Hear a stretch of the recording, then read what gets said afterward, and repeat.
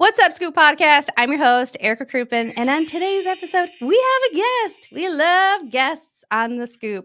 We have Phil with Phlash Marketing. Welcome to the show, Phil. Yeah, thanks so much for having me. Yeah, actually, it's Phlash Consulting, not Phlash Marketing. Yeah, we do digital marketing consulting, Yes, yes. but it's all the same thing. Oh, goodness gracious. Well, thank you so much for tuning in, or not tuning in. Thank you so much for coming on the pod. I got the opportunity to meet you in Vegas. What was it? Was it 2 years ago? It was like 2 years ago, yeah. That's I crazy. know, I know. I was thinking about it earlier. I was like, yeah, that was like last October, so almost, well, maybe a year and a half, but still, long time. It was. I remember when I flew to Vegas, I was so nervous. I went by myself and I didn't have a lot of time. It was like 36 hours. I flew in, flew out. Oh, wow. Like, it was nuts. Mm, So I didn't get to like hang out with any of you guys like yeah, afterwards. But I remember you were either you were getting ready to record, but you were in there and you were chit chatting, and I was like ear hustling, and you were just dropping knowledge bomb after knowledge bomb about like marketing and advertising. And I was like, holy smokes, like this yeah, guy knows what he's talking about. So I'm really excited to have you on. And we're going to talk about how to market, how to advertise and get more customers in the poop scoop industry. yeah, for sure. I mean, everyone has the same thing. How do I get new customers? How do I keep growing my business? And it's a big problem that a lot of people face. And unfortunately, there's a lot of people out there that just like, they make it so complicated or they sell them the dream and nothing happens. So hopefully we can dive into what that looks like for people. Yeah, before we get into it, will you kind of just give us a rundown? How did you start your company and like how did all that go? Yeah, so I started actually working at Enterprise Rent a Car right out of college. So I was running a local service business and I was a branch manager. I was one of the best ones. And I ended up going into corporate selling fleet management services to home service companies that had 20 plus vehicles. So that's how I got into like home service and learning the issues that they had. At the same time, I started a personal blog about finances.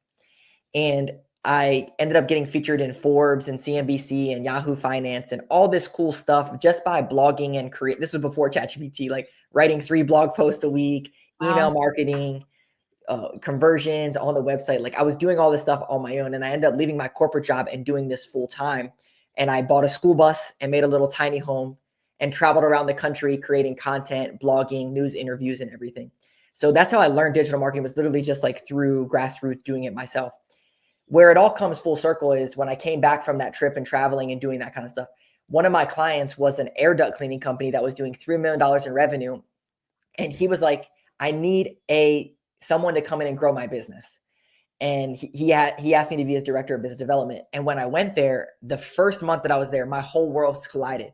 My enterprise sales experience of running a local service business, getting paid off the bottom line, coupled with all my digital marketing experience in using CRMs and creating content. Within the first year, his company went from 3 million to 4 million in revenue. Wow. And he fired me. He said, you're pushing our company to grow so much. You need to go become a consultant and help other home service businesses. And he actually named my company Phlash Consulting because my name is Phil and my wife's name is Ash. So he's like, you should call it Phlash with a PH. And he referred me to my second client. He was my first one. And it was a $7 million carpet cleaning company. And then another home service business that was $1 million. And then that's how I got started. And that's basically my background of how I got into the space. So I don't know if I missed it. What year was that? Yeah, so 2015 was when I started blogging, and Hmm. then 2017 was when I left my corporate job, and then 2018 was when I started at the duct cleaning company, and then 2019 was when he fired me and I started Phlash Consulting. So that was about 5.5, 6 years ago. Whoa, so it's just been like rapid fire, one thing after another. Okay, Yeah. so when you're getting started in this and you're going to start consulting, how are you meeting people? Is it just by the internet, by doing social media content? Yeah, so what I found at the duct cleaning company was that most home service businesses, they pay for like digital marketing companies that do cookie cutter how-to things. Yeah. And we had a digital marketing company when I was there because I'm trying to grow, right? I'm looking at jobs, I'm looking at booking rates, I'm looking at sales numbers, I'm looking at upsells, like all the numbers that a normal home service business is going to look at. And then I'm working with the digital marketing company because I have a background in digital marketing, doing it myself. And I'm like, okay, well, we're running these Google ads. Well, who are these actual people that you claim that we got leads for? And then like in my CRM, how can I correlate attribution into this? And then in my CRM, how come I'm not retargeting people and doing email marketing, text marketing? And then once all these leads come in, why am I not nurturing them? I'm asking all these questions. Right. And so what I realized was that most digital marketing companies are just doing the work and then putting the onus on the home service owner to say like, well, you need to track it. You need to figure out if it's working. We're doing our Facebook ads, we're doing our Google ads, but they're not tying the dots. And so when I was able to tie the dots, we started seeing very quick growth because we started pulling levers and doing stuff that most companies were not doing. So to answer your question, like, how did I get my first clients? The guy that I was driving growth in his business was going to lunch with his friends and saying like, this guy's crazy. He's doing all this stuff in my business. And they're like, well, maybe he can come sit in my EOS meetings with my management team and tell us what he's doing. So I literally was like an employee. And then I was going to these guys' EOS meetings and sitting in their level 10 meetings and telling them like, this is what you should be doing. This is how you should be doing it. And then naturally it just was like, I should go be a consultant and help people do this. So it was just very organic referrals and just getting going with that stuff. So then what led you to Jobber? Because that's where we met. How'd you get there? Yeah, so a big part of this is most home service business owners use about 60% of their CRM to full capacity. And when I was at the duck cleaning company, they weren't using all of the tools and all the resources to connect the dots with marketing and growth. And so the first company that I got referred to, the $7 million home service business, carpet cleaning, rug cleaning, he was in the process of implementing Service Titan in his business. And he was vetting out Jobber, House Call Pro, Workiz, Service Titan. And he decided to go with Service Titan. And I was tasked with the technology marketing guy to onboard Service Titan for him in 2019. So I onboarded Service Titan. Our next client, they already had Jobber. So I'm like, okay, well, how can we use all this Jobber data and automation and tie it all together from a marketing perspective? And so naturally, I just started using CRMs, all those ones I listed out, and just started tying the dots with all this stuff. With Jobber specifically, I was in their Facebook group and just like, chiming in on different things. And then they were like, hey, you're dropping some really good dimes here. So you should come on the podcast. And they reached out to me from the Facebook group. Okay, yeah, that's cool. I'm not super active in that Facebook group like I should, but I don't know. I hear that there's a lot of good information in there. It kind of gets a little bit overwhelming. And I don't know if you said this off air, or on air, but you said that a lot of service providers, like, they're doing too much. So you want to talk about that a little bit about, Yeah. yeah. Yeah. So when we think about like marketing, most people are like, oh, well, should I be doing Facebook ads? Should I be on Nextdoor? Should I be doing Google ads? Should I be creating organic content? What should I be doing? They're all asking the same questions. So I'll kind of like lay out the three different things that we look at to grow businesses. And there's three main pillars that we focus on. The first one is visibility. So that's your traditional new customers coming in. Then there's conversions, which is lead to sale process. And then there's retargeting all your past customers to bring them back into your funnel. So from a visibility perspective, there's like maybe 5 or 6 main ways that you can get new customers from a digital side of things. You can do SEO. So you can do on your website, you can do on-site SEO. There's off-site SEO like Google Business Profile. Then you can run ads like Google Local Service ads, Google Search ads, Facebook ads, different ad platforms. Then you could do B2B partnerships with like building relationships like with the scoop industry is like lawn care companies, landscape companies, anyone that's a secondary option that could refer you business in, yard signs, and more traditional type of marketing stuff. That's really like the main stuff to get new customers. Right. You could go to networking groups, and we could dive into those different ones if there's one in particular. But I think the biggest gold mine for a lot of companies. So when I went to the duck cleaning company, he was a $3 million business, and I want people to hear this. He had 36 Google reviews. Yes, $3 What? million business, 36 Google reviews. When I went in, I'm like, bro, how are you doing this? He had 150 HVAC contractors that were referring him business That's day in amazing. and day out. So what he did was he went to the HVAC contractors and said, hey, you guys don't do duct cleaning. You should refer me for duct cleaning. And every job that you refer me, I'm going to give you money for it. And this is a really big, important piece of the puzzle. Most people are willing to pay for leads. They're willing to pay Google gods. They're willing to pay Facebook. They're willing to pay all these people for leads. What they should do is pay referral partners for leads because one, it's a pay per lead model. You don't have to pay Google and hope that they give you leads. Right. You just set up relationships with these referral partners. And then every time they give you a lead, you actually pay for the lead or even the closed completed job. So that's a really big honey hole. If people are not doing that, that's where I would start. I was just on a call today and I was telling the guy, and he's like, oh my gosh, I need to do this. Like, start now. It's free to do. So that's a really good one. Okay, so, like, what would be a going rate for to pay for a lead, for an in-person lead? Yeah, great question. So the guy asked me the exact same thing. So um, when you think of customer acquisition cost, CAC, Mhm. Yeah. there's a formula for this. It's basically your lifetime value of a customer. So let's say it's $2,000, $3,000. It's 5 to 10% of that. So let's say it's $1,000. You'd be willing to spend $50 to $100 to acquire that customer. And another way to look at this is your marketing budget should be about 3 to 10% of your revenue. So if you're doing $1 million in revenue, it should be 30 to 100,000, and that's a good way to look at what you're willing to pay per job per customer. Okay, because there's like a range. I would say for the most part, people that are listening to my podcast, they're under that 500,000. They Yeah, might even be under that 250,000, and they're yeah, trying to figure out how to get to that next level. Like, that's me. I've been able to grow my business to 250,000 per year, and I just can't pull it together. I don't know what's going on. I can't get past it. yeah. So usually, what we've seen with the 250 is there's like two parts to this. First, the operations for a lot of people, it gets really hard Yeah. because you're doing a lot of the stuff, and then you have to build out these teams. You got to build out technician. Yeah, I'm sure you feel this pinch. Yeah, Um, and then or the like, my vehicles, a girl vehicles. crashed 2 of my cars, and I was like, I'm done. I'm not doing this no more, like, I'm over it." But Lord was like, "No, Erica, I got you. We're gonna get through this." And so now I'm like, "Okay, we can grow now. That's fine." Yeah, so there's the two parts of like the operations piece of getting the technicians. There's a book called Buy Back Your Time from Dan Martell, and he has this replacement ladder that he recommends. The first one is admin. So the first thing is hire a CSR or admin person to help you. The second thing is delivery, where you hire technicians and this kind of stuff. The third thing is marketing. The fourth thing is sales, and then the fifth thing is management. And you kind of walk through those steps to get to around $1 million to $5 million. But to answer your question, like let's say someone's $250,000. First, you can't be 250,000 if you don't have a CSR and a technician, right? You can't answer all the calls and do all the jobs. You're not going to be able to scale. Right. And the scary thing is, you make 250, you feel like you're balling out, right? Like you're making 100 some thousand dollars, you feel like you're feeling yourself. And then you have to hire a technician or someone for like 50,000, and you're like, oh snap, my pay just got cut in half, right? I'm broke. Yeah, I'm broke. And like you start like chipping away at that actual profit that you felt, and it feels scary. And Mhm. you have to take that next step, which most people, that's the piece that you have to get comfortable with. And then people say this, well, I'd be willing to do that if I had the leads, because then I know that it's going to actually happen and I have the supply and demand. It matches up perfectly. The problem is that supply and demand is like this.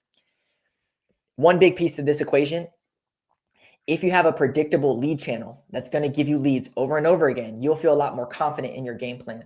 And the way that you build a predictable game plan, a predictable lead channel is, in my opinion, with the B2B partners. Because these B2B partners are going to take their customers and then give you leads that come in. And it's very predictable to be able to go out and get more lead channels. And what you do is then you get the reviews from those customers, you cross sell them into your other services or whatever else you do. And now you could build this flywheel of organic SEO with reviews so that you're dominating the search engine results page, and then you layer in ads on top. Right. And for those of you that are listening, whether he's saying B2B, that's the business to business. So we're talking doggy daycares, vet offices, groomers, anybody that's in like the like dog walkers, landscapers, that pet waste space or pet space. That's who you're going to want to reach out to. And I did this in the beginning. I was really good about it because I didn't have any money. Like, I was like, "Oh, I got money for donuts and business cards. So I'm gonna go out there with a smile and a little pitch and just see how it goes." And I had excellent like growth with that. But then as you start to grow, you start to get a little comfortable, then you start to get a little lazy, and then it's like, well, throwing money at ads is a little bit easier, but that just cuts away. That cuts away at your profit. Yeah, I'll give you two pieces of advice on this. And one thing before that, the ads piece is hard because you're spending money to hopefully get the leads. When you build the partnerships, you don't have to spend the money to get the leads. So it's better. But it is easier to just spend the money and then try to get the leads. But the two things to this is, first, when you build these relationships with people, drop off some donuts, whatever, I would recommend building a relationship with the actual person at the front desk or the technicians or whatever, because those people, if they refer you like person to person, they'll get that $20 or $50 that you're going to give them for the referral. Mm. That's a meaningful amount of money. If you just give it to the actual company itself, another $50 here, whatever, they don't really care as much, but the person cares a lot. Yeah, that's a big If, deal. if they could make an extra 20 or $50 a day just by referring you. The second piece of this is where a lot of people mess up, Erica, is they build a relationship. They drop off the donuts. Yeah, I'll refer you. Yeah, that sounds good. And then crickets, you never hear from them ever again. Mhm. And this is why you need to do this last piece, which is you need to take their business card, their email, their phone number, and put them into a database. And every month you should be emailing them. Hey, spring's around the corner. Everyone's going to be going out to their yard and they're going to be stepping on landmines. So be sure to recommend us. Don't forget, you can click here to send us your referrals. And you're staying top of mind over and over again every single month with your referral partners. Are you are you pretty familiar with the referral stuff that Jobber has going on inside of the CRM? Because I was We go ahead. I'm familiar with it. It's a little limited with some of the things that I'm explaining. But Okay. yes. Well, because I'm not like I try to use Responsibid. I had to cancel it because it's too techy for me. I can't. My Yeah. brain, if it breaks, I gotta hire somebody to come in and fix it and pay. But I was in Jobber yesterday, and they really have some cool things built out to where you can do automations where you can send automated emails to people, like in your customers, tagged specifically. So, say for instance, if you were to have them tagged B2B, you could set that automation up to go out once a month. Exactly. And so, if you are using Jobber, if you're one of my Jabber people, maybe we can have a conversation. I'm gonna test that out. Like, I'm going to in the next like month or so make the connection, send it out, and I'll report back to you guys. See how it goes. Yeah, you definitely should. And if you use a B2B tag, just put them into a segment in MailChimp and then you can email them as well, different things. Well, And because Jabber, you can email them in Jabber now. oh That's yeah, the through your tag. Yeah. Yeah, through the tag. And so because I was looking at Mailchimp, but that's another thing. That's another layer of complication that makes my brain twitch. Yeah. So there's this company. I actually interviewed the founder on my podcast. It's called Clicky, CLICKI, Mhm. and it automates the entire referral process for Wow, you. And not only from a referral perspective, the payout as well. So yeah. that's So sweet. yeah, so like you could build this B2B army like what I'm mentioning here. Then you could give them all their own links that they could send on Facebook and Instagram and be posting their own links like an affiliate of your company. And anytime Mhm. a lead comes through, then it will register inside of Clicky and it will pay them out based off of if they closed in Jobber. It's pretty sick. Okay, so what if though they send you a lead and they're like, "Well, I sent you the lead. I want you to pay me." So is it they send you the lead or they send you a lead that closes?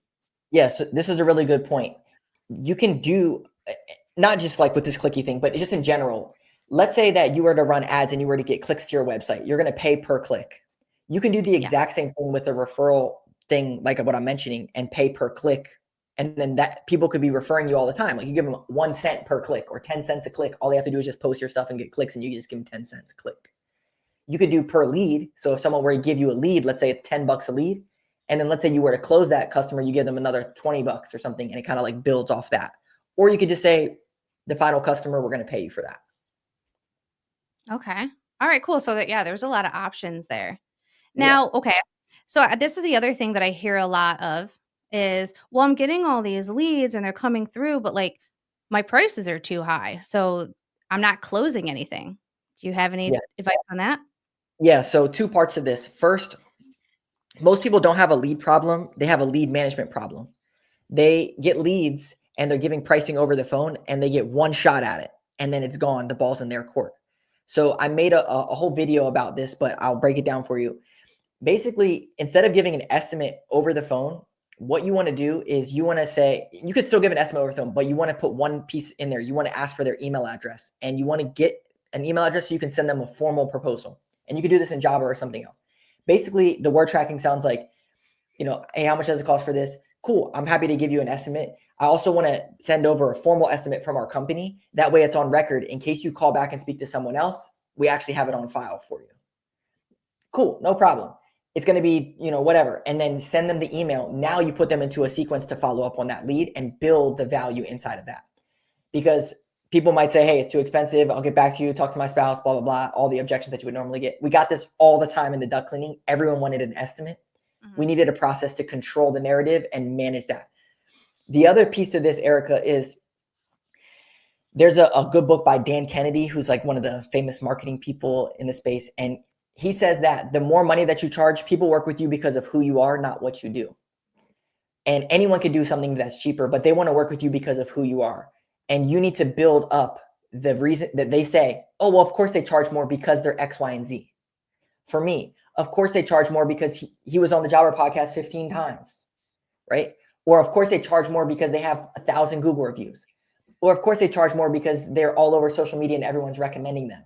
Yep. Whatever Local that, celebrity. yeah, whatever that, of course they charge more is, you have to build that up inside of your business so that people validate your pricing as being more. So how would you say you can do that when somebody calls and they're like, I want to know what your prices are, and they're cold, and you're like trying to warm them up. Do you have a Yeah. process for that? Yeah. So we on our podcast, we interviewed the founder of Power Selling Pros, which is the #1 CSR coaching company for home service businesses. And basically, there's a couple things you have to do. First, when someone just wants the price, you have to back up a little bit and just learn a little bit more about what is actually going on. Tell me what animals do you have? How many do you have? Why are you calling me now about this? Did you step on a landmine this morning and you felt bad about it? Or, try to build a little bit of conversation in there. Then you want to build a little bit of familiarity, like, oh, we actually service this, house down the street from you. Basically, people want the price, but you have to unwind it and get to the reason why they're calling you right now. Then you want to explain what your process is, because most of the times people are just going to spit out a price and there's no process. Like, let me explain how we do this so that way you can understand the value of what we do, is basically what you're trying to tell them. We have a 10-step checklist when we come out to your house every time we do da da da, and we do this and we make sure da da da da. You have to build a value inside of there. Then you can get to the price piece. So a lot of people, they don't have a call script, right? They just go off the top, off the dome, whatever the person says. You got to have a call script so that you can manage the conversation. And this is the hard part. When you're under 250 or you don't have a CSR, you're running job to job in the truck. Oh, text me your address. Yeah, I'll text you back with the prices. Yeah, I'll let you know what that is. It's not a good process, and it's not a scalable process. It's not. And I've talked about this a couple times where because my ticket price is pretty low, because I'm just thinking about like, okay, I'm going there. At the time I was charging like $15 a week, super low. Yeah. I was in that mindset. I'm like, I'm not wasting my time having this like phone conversation when they're probably just going to tell me my price is too high or whatever it is. But I wasn't thinking about that lifetime value. I'm not thinking about, if this customer stays on with me, their dog's going to last for 9 years. And so they're potentially, when my lifetime value is at 5 years, what is $100 a month times 12 times 5? That is worth a phone conversation. Yeah, you're absolutely right. And one way to get this to the next level is, after you talk to them, then send them a text message right away. So if you get the opportunity, send them an email with an estimate, but send them a text right away, like, hey, I just emailed you that estimate. Want to make sure you got it. If you have any questions, shoot them over here. Because now you're hitting them in 3 ways: calls, text, and emails. So you have 3 channels to follow up with. It's really good. And most people don't, they just use one channel, which is the phone call, and then the lead's gone. Well, yeah, and a lot of times we're noticing Facebook leads aren't answering. That's Yeah, no. something that we're really Okay, can you talk about that a little bit and set the expectation? Like, what's going on there? Yeah. So when you think of like intent, search intent, people are on Google and they're searching for a company and they want a recommendation from Google. They have high search intent. When they're on Facebook, they're getting interrupted and they're saying, oh, this would be nice to have. Even if they're getting retargeted from going to your website and then on Facebook or something like that, they're still getting interrupted. And a lot of times when people are scrolling Facebook, like, oh yeah, this is nice. Let me do this and see what it comes of this. But they're not in the buying cycle. So the 2 things to overcome this is, first, instead of having a lead come through as an actual lead that you would call, set it up for messaging. So like, hey, shoot us a message to get a free estimate. That way you have the conversation that started right away. And then the other thing is, if you are doing that lead side of things where you have to call them and they don't answer, set it up so that when they fill out a form or whatever that is, they get an automatic text and an automatic email that starts the conversation right away. Like, the text message could say, hey, thanks so much for sending over. What's your address, by the way, so I can take a look at your yard? or whatever that is, but you want to start the conversation right away because they're in that moment right away. If you call them, an hour later, they're not going to answer 10 hours, whatever that looks like. So how are you building out that automation? Yeah. So there's a bunch of different tools out there. We have our own tool that we call Flashlight, but it's a white label software that we build out custom for different clients that we intertwine with Jobber and other CRMs. But you could use tools like Chirp or Hatch, or there's a bunch of different ones out there. And basically, you're building these automations so that way when someone fills out a form or does something, it interacts with them right away. Which is good because they're hot at that moment. Like you were saying, if you wait an hour when you're able to finish scooping that yard and get back in the truck and eat your lunch, they're gone, man. They moved on. That's right. You need some automation, and you could layer in some AI communication back and forth, or just have a quick automation. What we found is text message gets 95% open rates. So you can easily Mm. text someone and they're going to get back to you. But if you call them, you're going to leave a voicemail, you're going to call them 3 or 4 times, hopefully, and they probably won't answer. But text message is very easy. People are willing to just text back and forth because it's less invasive to them. What's your thought on giving the price via text message? Yeah, I love it. We build out these estimate calculators for a lot of people on their website where you put in the square footage, how often you want stuff. Then it does some quick calculations and then spits over a text price to them. This is all like kind of that custom stuff that we build. But even just a text over the estimate, like for example, the example that I gave when someone calls and says, "Hey, how much is the price?" Cool. Let me get a couple questions. I got to run it through a quick calculator and I'll text it over to you. Also, email it to you after this call. Does that sound good? Yeah, cool. Then you text it to them, and now you have this text thread open that you can converse with them and say, like, "Hey, did you have any questions about this? Oh, by the way, here's a quick case study of a local company or a local person that we helped. Oh, did you check out our reviews yet? Blah blah blah." Okay. Now, if somebody doesn't have like a text message script or like a phone script, how do you recommend them put something that is like targeted good questions? How do you recommend they put that together? Yeah, I'll give it to you. So if someone fills out a form, you want to say, "Hey, thanks so much for contacting us. If you have a picture of your yard, can you text that over to us right away?" Then it waits 10 seconds. And then you send another one that says, "Oh, by the way, my name's Erica. I'm the owner." And you make a quick video. "Hey, thanks so much for filling out a form. My name's Erica. I'm the owner. Do want to tell you a little about the company. Look forward to working with you, blah, blah, blah." All that's automated, but it's really great, high touch, good value. Then inside of that, like nurture sequence, following up, whatever, usually with something like this in particular, it's not like, "Oh my gosh, I have no AC or no heat. I need to get this solved right away." So This you is don't a have, nuisance. This is like a pain point. This isn't an emergency and this is not a pleasure. yeah, you don't have to hit them like, 3 times a day to get this solved. Maybe like after the first day or two, you send them another text like, "Hey, just want to make sure you got this. Do you have any questions I might be able to answer?" And then like the fourth day, "Hey, I was actually just in your neighborhood the other day and wanted to see if, or I have a scheduled job in your neighborhood. Want to see if I could stop by and give you an in-person estimate." Things like that kind of just like nurtures the conversation. That's less salesy, but just trying to open up the communication. Another really good one to that estimate that you gave, if you give like, "Hey, these estimates are good for 30 days," and then you can count down. Like as it gets closer to the end, it's like, "Hey, I only got 10 days left on this estimate. I didn't know if you wanted to do this or not, or if you wanted a new estimate or what that looks like," and kind of count down to get them to a yes or no. That's good. And even though you're saying that this stuff is automated, I mean, it can still be done manually. It's just going to take more time, but it's being intentional. Yeah, if you're getting like 10 to 20 leads a month or something, like you can do all of this manual. It's just about being intentional about things and keeping track of what's going on. And even if you have a VA or something like that that could help you, or CSR that could help manage the leads, if you can dial in that process, all you have to do is just turn more leads on top of it, and you can build B2B partnerships to get more leads on top. Okay. So we talked about the B2B. We're going to build some really strong relationships in the community. Let's talk about what's the next step. What else can we do to add on to that? Yeah. So a big piece for a lot of people, if they're not doing service contract, does most people do service contracts like ongoing, or is it, or what does It's that you look like? it's like recurring. Like I don't Recurring? have any contracts, but it's like this Yeah, is month to month. Or if you move, I got you. yeah. What about like upsells or other things that you could cross sell or anything like that? So some people offer like deodorizer or sanitizer.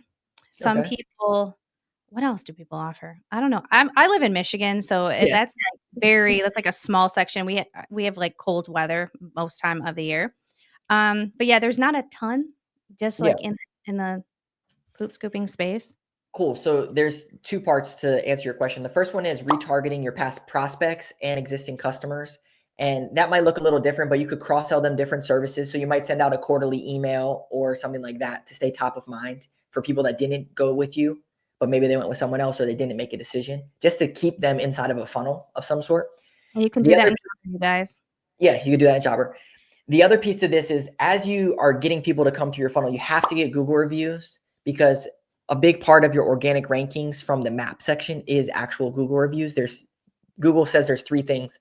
It's your relevance. So your name, you want to have something in there that mentions like what you do. Don't have some crazy name that doesn't mention what you do. Don't choose your last name.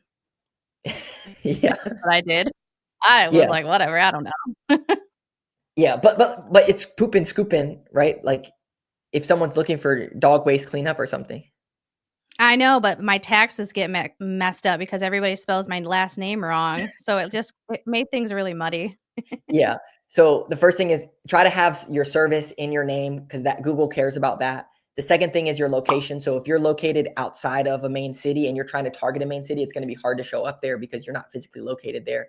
And then the third one is your prominence, which is the number of reviews that you have. So if you did a search in your area and you see other people that have 50, 100, 200 reviews, well, you need to get more reviews in them. That's going to be like your target that you want to try to hit more reviews in them. I shoulda had you do, a search on me before we hopped on, so you could tell me, like give me an audit. Hang on, I can do it real quick. Let me pull it up and we'll just do it live. Let's see. Yeah, oh, that would be cool. True. Another thing that people are kind of concerned about with a lot of people coming into the industry, using the word like poop or crap or dung or dookie. Is Google punishing people for using those, like, controversial words?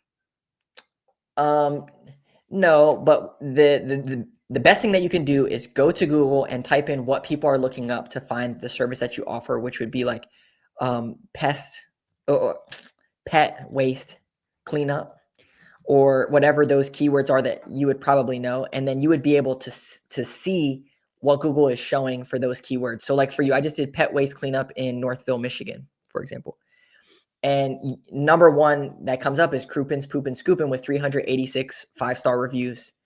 The closest other two have 5 reviews each. Michigan Pest Waste Removal, Ace Pooper Scoopers. So you're dominating the search results and they're nowhere even near to where you're going to be. But if someone were to do this search in their area, they would be able to see the competition and what reviews, however many reviews that they would need. Make sense? Oh, yeah.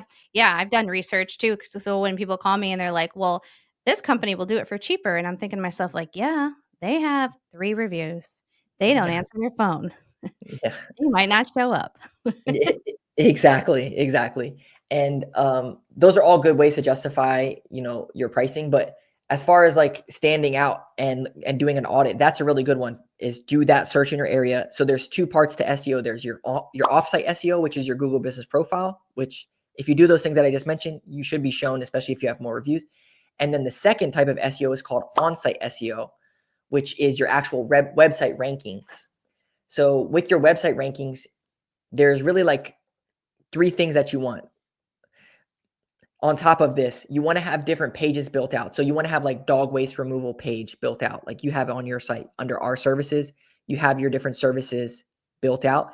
And you could even take it a step further. You have like waste poop clean, spring cleaning, one-time cleaning, twice a week cleaning, dog waste stations. You could for HOAs, you could have this as separate pages on your website, all just about those specific services. Does that make sense? Oh, yeah. And would you recommend having different landing pages for each city that you service? Yeah, so you have locations on here and you should have these things that are called service area pages. So like Canton, Michigan, you could have dog waste removal in Canton, dog waste removal Garden City, Garden Livonia. And these are you don't want to duplicate the content because Google will penalize you, but you want to create mini landing pages that all have different service area pages for what you serve. And so if you build those actual service pages, like the ones that I mentioned before, you want to have 3 things on them. You want to have your title tag should mention your main city and the service that you offer. So like dog waste removal in Northville, Michigan. Your meta description, which should say, are you tired of pet waste in your backyard? Choose Northville's top rated dog waste removal, which you have this. And then your H1 should say dog waste removal in Northville and Wayne County, for example, is how it to be structured. You want to make sure that you have your service and your city in those specific areas. Yeah, and also too, I really wanted to come out in Northville because I was like, they got the money. I want to come out here. I found that they're not my ideal customer. They got a lot of time on their hands and they're home, Mm, right? And so my this is not my ideal area, and it's super tiny. That's also something, you guys look at the service area before you like build all your SEO around a yep. certain a certain area. Because our ideal customer is that mom mom and dad, they're both busy. They got like 2 kids. Kids are in sports. They work, and the last Where thing are that they they want to do or located? they're located, for me, it's in, like, Westland, Downriver, Garden City, Livonia. Livonia is a big one for me. That's actually Okay. where my business blew up at. Okay. So Small Livonia. smaller yards.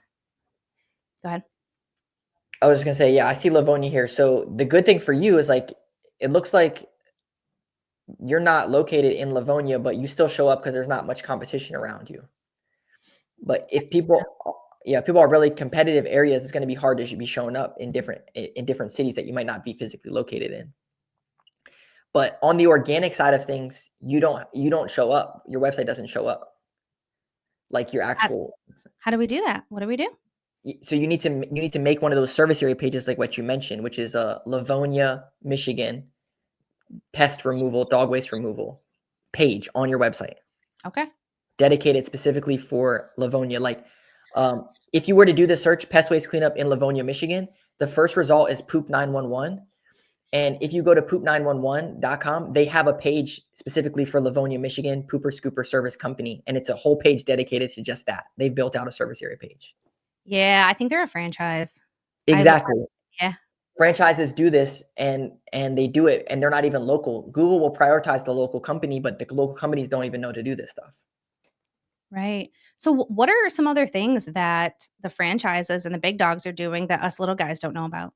Yeah, so like once you get this traffic to your website, you're doing this SEO and stuff. You have to have call to actions, and this was a big thing at the duck cleaning company and pretty unique to us, which is most digital marketing companies can drive traffic to a website. What they're not good at is converting traffic into leads. And most businesses, they have, oh, I have my job or contact form on there. I have a contact form on there. Like they'll contact me if they need me. But there's like a handful of them, and I'll give you some of the best practices. First, a chat widget is a game changer because people don't want to dig through your site to see if you do something. They just want to chat in.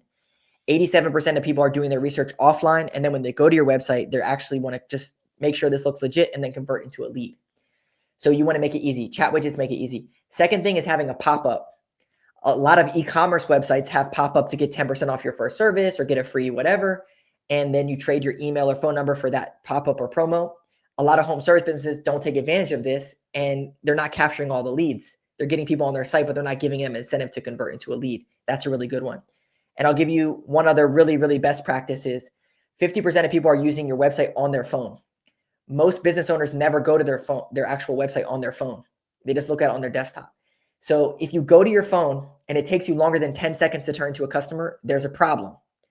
And what you want to do is on your phone, you want to have a button right at the top that says call now, like a sticky button right at the top with your phone number. And then another one that says get an estimate. And that's just sticky across your site. That way people can turn into a lead very fast. It's not hard for them to turn into a lead. Yeah, because if you have to look around, people are gonna leave. Do you happen to know, like, if somebody goes to your website and they can't figure out how to get in touch with you or what you do, how fast are they leaving? Yeah. So this is called engagement rate, which in Google Analytics, it will tell you your average engagement rate. Usually people are staying on your site for about 30 seconds to 1 minute. So that's all you got. That's why it's like you got to make it easy for them because they're not digging through your site, reading all this stuff. People want to think they're reading your story about how you started pooping scooping when you were 6 years old because your dog Murphy died or whatever. They don't care about any of that stuff. They want to just turn into a lead very quickly. I think when people get started, they don't really know what to put on their website and they don't have like content. So they're like, well, I'm just going to talk about me. And that might be fine in the beginning. But as you start to grow and you start to get experience and you learn your customers, then and you have money to invest into somebody like you or somebody that builds out, make those changes. Yeah. I'll give you a good framework for this. There's a book called Story Brand, Donald Miller, which is back here.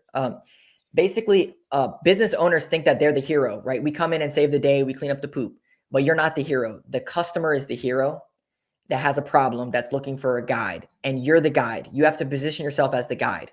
And the way that you do that is that you have a proven plan that's going to solve their problem. So what you want to do on your website is you want to make it so that you're speaking directly to your hero, which is like stop stepping in poop when you go out to your backyard and hire a company that's going to come out on a weekly basis.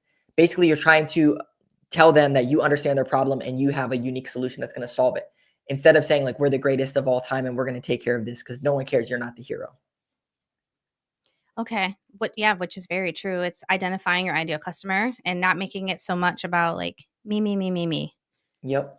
which is hard to do. All right. Yep. So we're talking about the website. We're, maybe doing B2B. We're adding some ads onto this. What about like the organic social content that's being created on like Instagram or Facebook?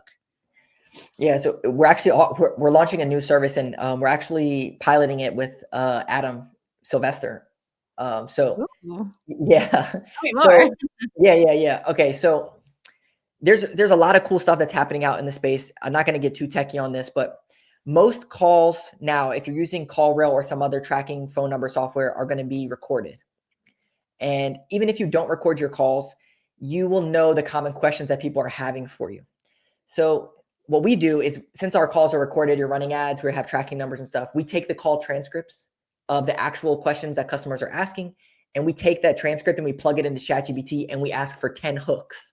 So we take the transcript, plug it in ChatGPT, say, give me 10 hooks based off of this information. That's also where we come up with blog content and other things that's more unique. It's not just general things. It's unique content from your actual avatar who's asking the actual questions, and then the subject matter experts giving answers. So from a social perspective, there's a good book called They Ask You Answer from Marcus Sheridan. And he talks about what questions are your customers asking and then answer those questions. So when we think of social content, it's have a great hook. So take the questions that your customers are asking, come up with the hook. And the hook might be, most people think that they don't need to clean up after their dog because it's biodegradable. However, blah, blah, blah, blah, blah, blah, blah. Or most people think that it's not a biohazard and that they can go walk in their backyard. However, or whatever those things are, that's the hooks that people are looking for on social. Mm. And what you want to do on social is you want to do this type of content. You want to give them the hook, get that out in like 5 or 10 seconds. Then you want to give them a solution that's not salesy, right? You're not the hero. You want to give them your solution. Like, what you should be doing is having a company come out on a weekly basis to clean your yard, blah, blah, blah, blah, blah, blah, whatever that whole process looks like. Then you want to agitate the problem. You want to say, listen, no one wants to go out to their backyard and step in poop. I'm sure you don't want to as well. Then you want to give them your call to action. Shoot me a quick message and I'll give you a free estimate that will solve this problem for you. And basically it ties that all the way through. So the service that we're offering is like a done for you social media thing where we actually get on a call, we give you the hooks, we create the stuff, and then we let it fly and post it on social media. That's cool because I'm running into a lot of people that they don't know how to create content. And that's why I created a Croupen's content lab, but I don't have enough time to actually put energy into it yet. So I haven't really done Yeah, much with it. Because it's like, yeah, I know how to do the hooks. I know how to do all of that stuff.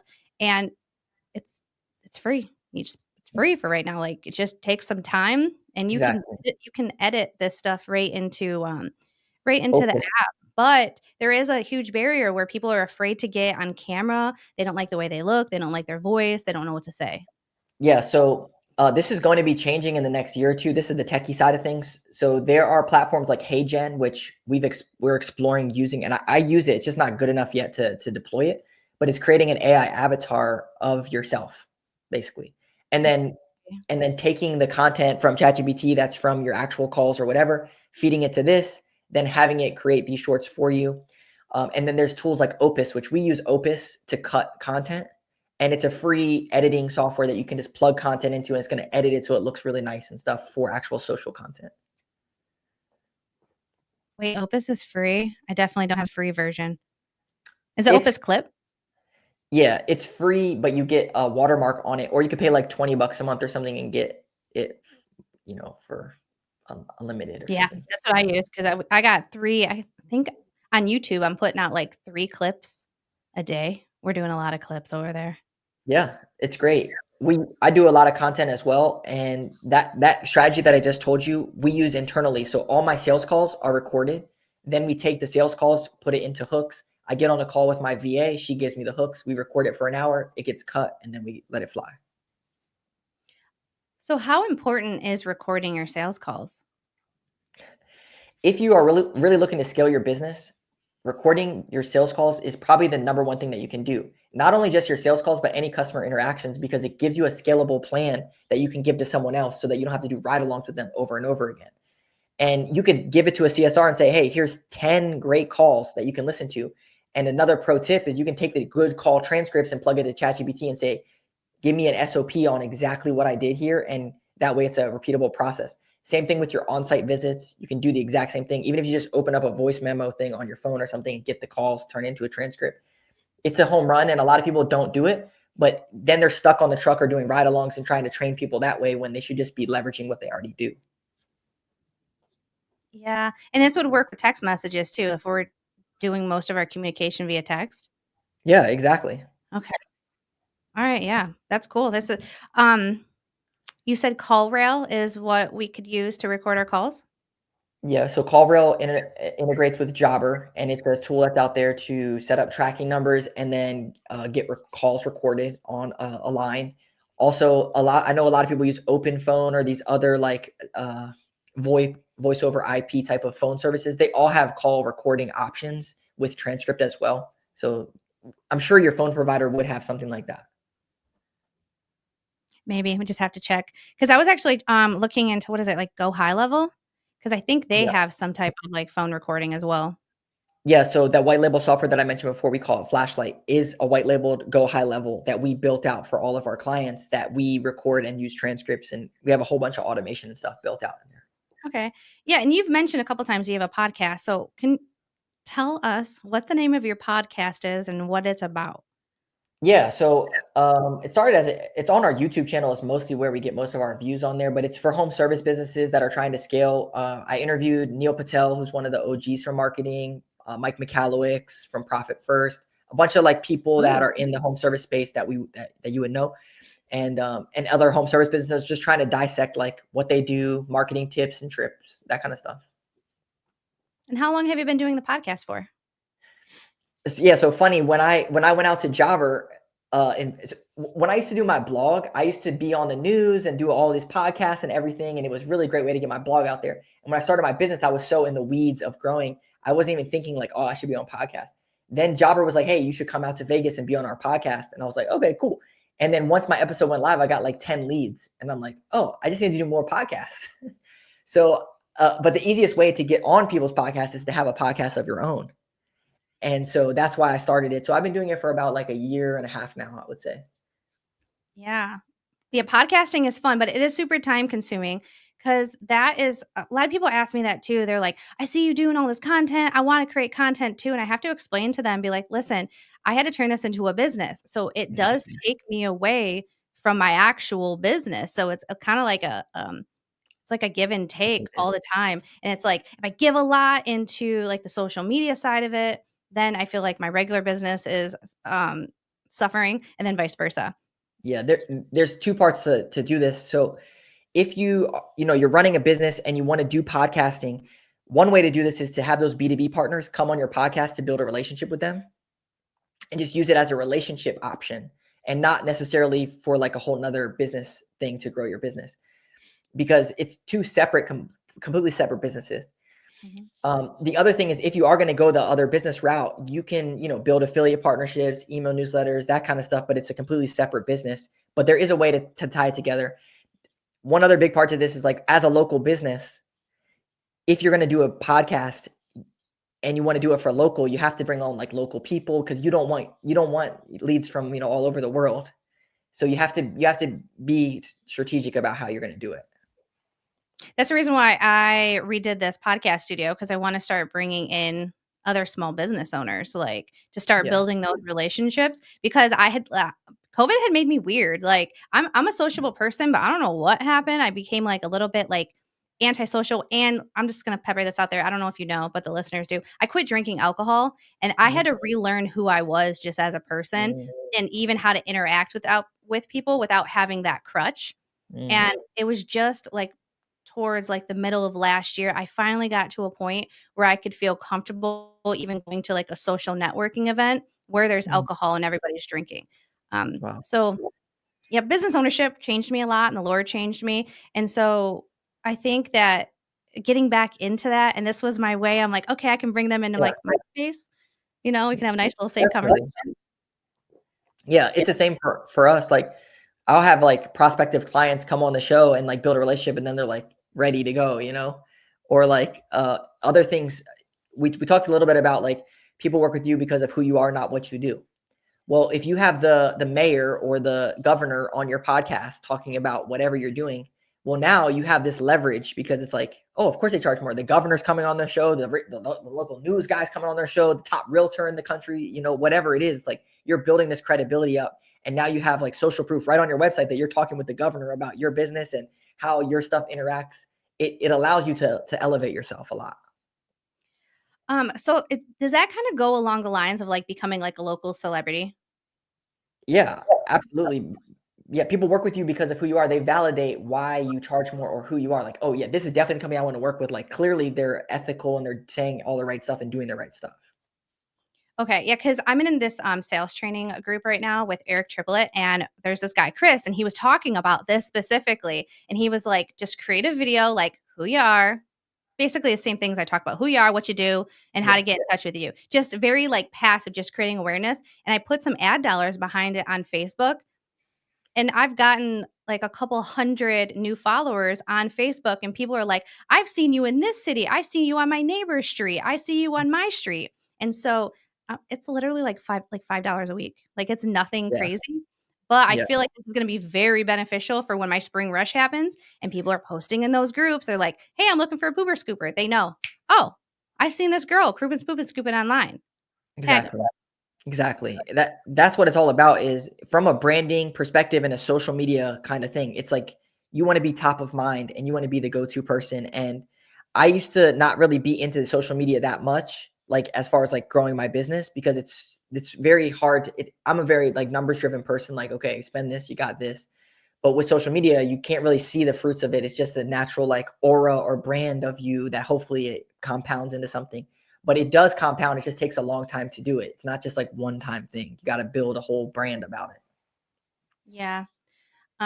Yeah, I built the brand. I didn't really know what I was doing. And so people ask me too, they're like asking me calculated questions. I'm like, I don't know what I did. I Yeah, just picked a color and I just kept repeating. And my name's exactly. Erica. And I'm the owner of Croupin, Spoopin, Scoopin, and I scoop dog poop. And I would love to service your yard. Like I just Exactly. kept repeating that over and over again. I'm like, that because that's who I am, what I do, and how to get in touch with me. Yeah. And you said it right and when we started talking about this was that a lot of people are just worried about how they look or what they say or how they sound. And at the end of the day, it's imperfect action that it just compounds on top of each other. And you can't see it day by day, but when you look back over a year or 2 or 6 years, you're like, "Oh my gosh, okay, like I've been doing this every single day. It's actually working."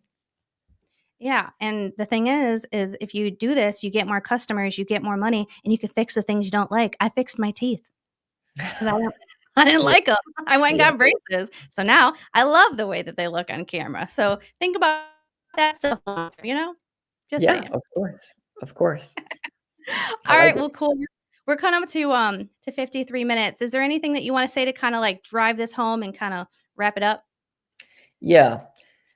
Before you go out and spend, thousands of dollars to the next digital marketing company that promise you something, think about how can you use your marketing dollars effectively. Think about B2B partnerships, organic search, online reviews, create content. Those are all things that are free.